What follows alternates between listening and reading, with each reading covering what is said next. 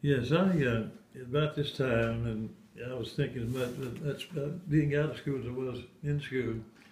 By that I mean, going ahead and doing something to graduate, and earlier, get out and join the Marine Corps, or do something not Marine Corps, the Marine, and do pretty much what Odell did at the age of 15 when it came. But I wanted to finish my high school. Matter of fact, I had a friend of the family, Gordon Johnson, John Johnson's youngest son. He was he really wanted me to go on, and do well in education and music. Um, he's probably the most influential person in me making my decisions. But I did go ahead and finish up the American school around the 10th grade, and I don't know where all the paperwork's at, but anyhow, uh,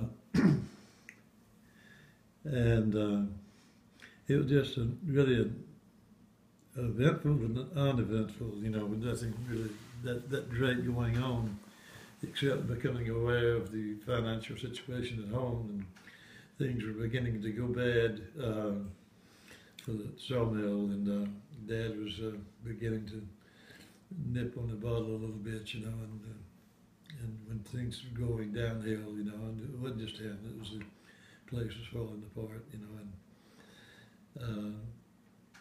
but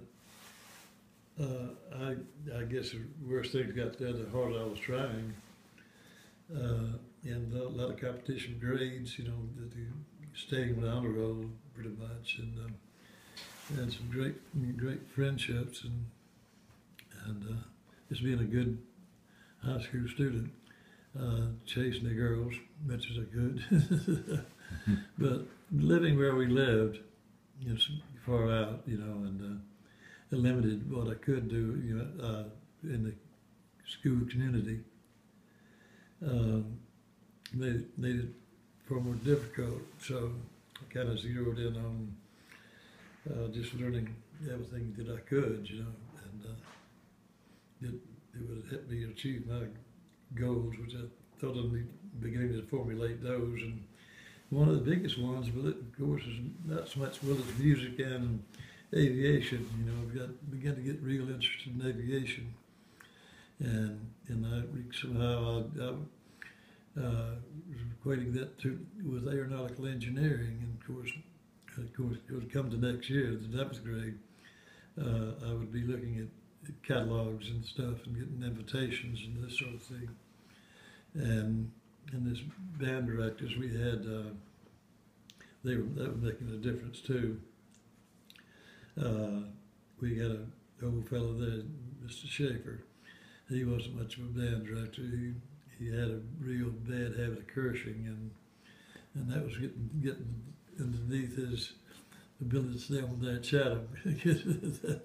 That kind of school it was, and he just wasn't the band director that the ones we'd had, and of course having gone back then pretty much for good, well, we thought it was for good. He wound up retiring there, but Jesse French Music Company in Mobile, and of course that's about the time as I got the tenor sax, the British Gold tenor sax, and rock and roll was beginning to make this rockabilly, this and stuff, and it was having a big influence on me and my actions as a teenager, and wanting to excel in that field and begin to get these ideas. But Schaefer he just didn't inspire anything musically. And I say music because that's pretty much where I kept my mind was that. And so we went on through the 10th grade, as I say, uneventful, but a lot happening too, hog hunting and deer hunting. That was my two loves, and I mean, really, pretty much staying in the woods as much as I could. Trusting Robert now, we're at this point, let's see, yeah, this is about the early part of that year. We were really spending a lot of time together because Alma had going to the Air Force, and he was doing well. He was a good writer. He'd write letters home quite a bit, and they were on their own out there in Gila, Arizona. You know, they were chasing airplanes down there. Crap, he was fireman, and he and his, I'm trying to Holloway.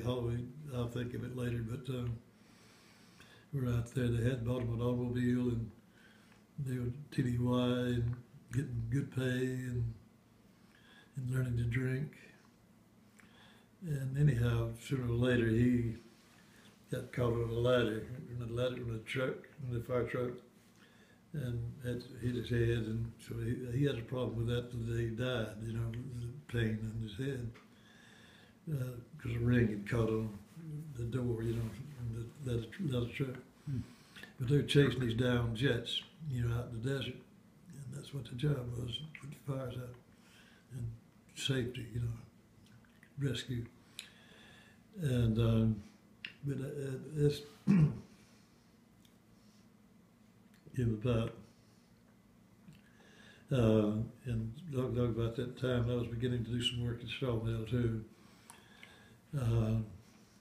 doing mostly the front end loader, you know, hauling logs from the pond or up on the hill, and taking them down to the mill and putting them on the chains, you know, take them into the mill, unloading trucks, you know, the logs from the trucks, giving them the shove to get them down, you know, and because they were going through a real renaissance there at that mill, just really being redone, you know, and putting new stuff, equipment never been heard of before in there, you know, and they dug a big trench right in front of the mill, dragged these chains around, and of course it had to debark these logs. These logs are going everywhere. And I began to learn about physics, you know, how easy it was for men to using their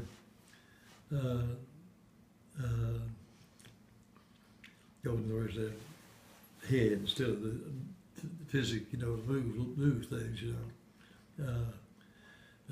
I'm sorry about my vocabulary. It's shot from tonight, like it is a lot of days now.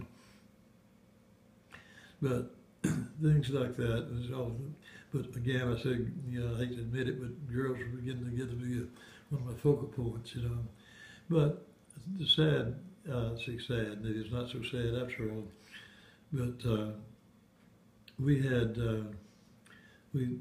just really purchased a vehicle that actually to cook at David's from a truck that's far behind David's our Carl, you know, he owned the truck. And Dad found, through the help of Robert, or through the help of Dale, but basically at that time, just before Robert went in service, he was able to forward, you know, to buy a truck, you know, but our Carl got to mess us up.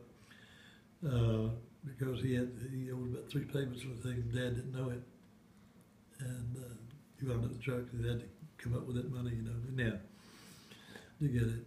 But and Mother was starting to work, and she became, well, they just stepped back and say that she wasn't happy until she wanted to, she was educated, highly educated, you know, for the amount of education she had in college, in high school. She went to 11th grade and got married. And so she studied in American school too, and but she taught school and, you know, substituted a lot. And she took jobs all over, and usually one of us would have to drive her, you know, to work and go back and pick her up. And but I mentioned that it's just fantastic, but it mentioned that Mobile County had a school. It may have had more than one, I don't know, but they had one near us in Midland of North Citronelle, you know, Indian school. And she taught there, and she taught various other schools, you know, and obviously quite well. And but then she got into nursing. I forget what the couple of nurses, but they weren't CNAs. They didn't have CNAs in those days. But they had the practical nurse. She wasn't there yet. It was just nurse's aide, really is what it amounted to. She did that. Of course, it was always having a driver to work, and that kind of took a lot of our time, to do that. Many nights, I'd spend nights in the hospital. They're just to have bed while she works her shift and then come on. And when I did things, or extracurricular activities, it was most times it's walking, hitchhiking. And then again, most times we had to get to Titty, okay. And it was not about that time too that Ray Knapp, the problem troublemaker, he was beginning to get his life squared up too, but he's squared away. Because he was living with a family out in Deer Park, Alabama, and actually Lawrence Odom, that's Virginia, our cousin married the boy out there, cowboy, let me tell you. Lawrence Odom. But we, so it was a lot of touring, and of course we had Sunday football games, Saturday baseball games, but funny, Sunday football games. Tag football, and it was rougher than any football game I've ever been in. And so, I struggled through that year. Well, struggled. I learned a lot of music, and even though it was not with the help of this band director, but and of course George, it was long before he began to think about taking leave, coming home, and getting the car, and for grandmother and grandfather, well, actually he didn't buy it; they did, but he helped a little bit, I think. So, that being said, it was just a lot of activity. Music was a great part of it. Dad's drinking was a great part of it.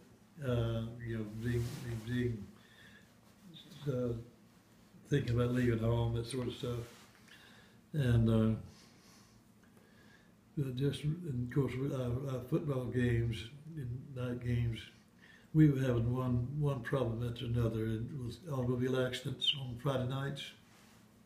About every weekend we had one of our classmates killed, And of course I mentioned, we did have some baseball games, and Elma happened to be pitching one night. One of my classmates, Thompson, was Ronnie Thompson, got hit. Elma hit him in the head, temple, and anyhow he died. And that was bad for everybody. It was a bad scene. But Elma was a very good son. He rode home frequently. He sent half his money home, everything he made.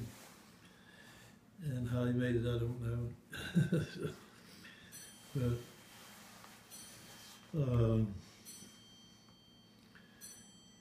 then Robert was chopping the bits to get out and go in the army too. And of course I was trying to get in the ring with this, I don't know, I keep saying that.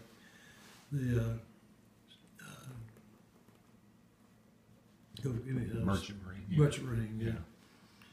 And because I want to make that big money, and I was struggling to get through it, and I was enjoying my college, the high school work, with medical school too, and still enjoying the other two, so I was doing both at the same time. And which I did, but I had this extreme desire to do, so I had two things matching going on in my head, I really wanted to do, I really wanted to be a pilot, and I really wanted to be a musician too. And so I'll just go on to the 11th grade.